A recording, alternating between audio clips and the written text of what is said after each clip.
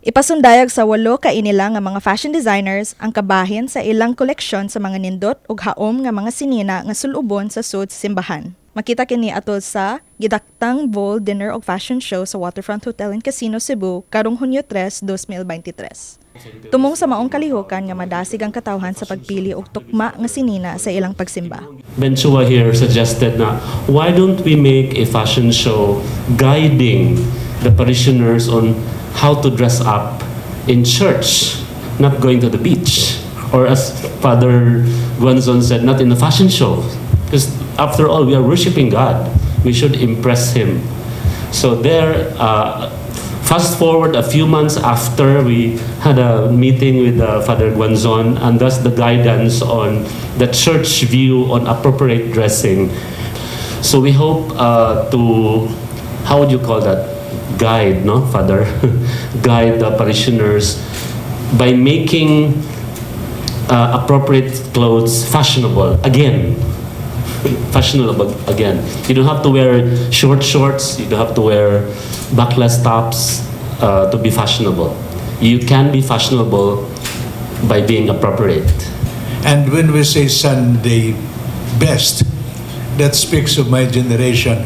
Because we may be farmers, but on Saturday, our parents would prepare the dresses we would wear when we go to church. It's not what you wear at school, it's not what you wear when you go to the farm.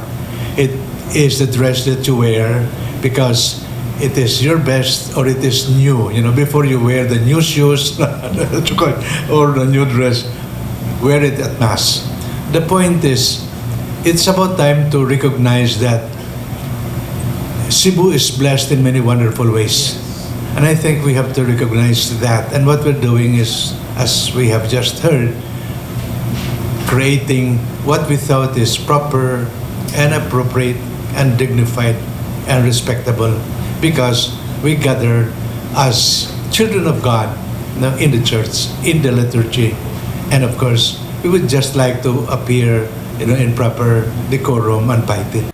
Usa-usab ka fundraising campaign ang maong fashion show nga nagtuyo nga makakuha og 3 million pesos alang sa pagtabang sa mga biktima sa sunog sa Cebu.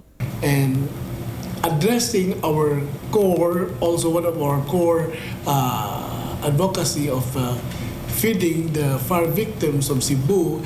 And if you say fire victims, fire occur anytime, no? So no schedule. So responding immediately is quite a challenge. We need to maintain, to sustain, and to level up more on our response to the victims. So we need your support to help us market this project. Ang mga koleksyon nga ibida ato sa nahiskutang fashion show adunay tema sa relihiyosong mga kalihukan. Ang koleksyon ni 𝗀𝗀𝗆 adunay tema sa linya sa mga lalaki alang sa pagsimba, Fern 1 para sa Pasko, samtang si John Escario musubay sa tema sa bunyag. Samtang si Marichutan mupakita sa iyang interpretasyon sa pamalandong. Kasasab ang sentro sa tema ni Philip Rodriguez.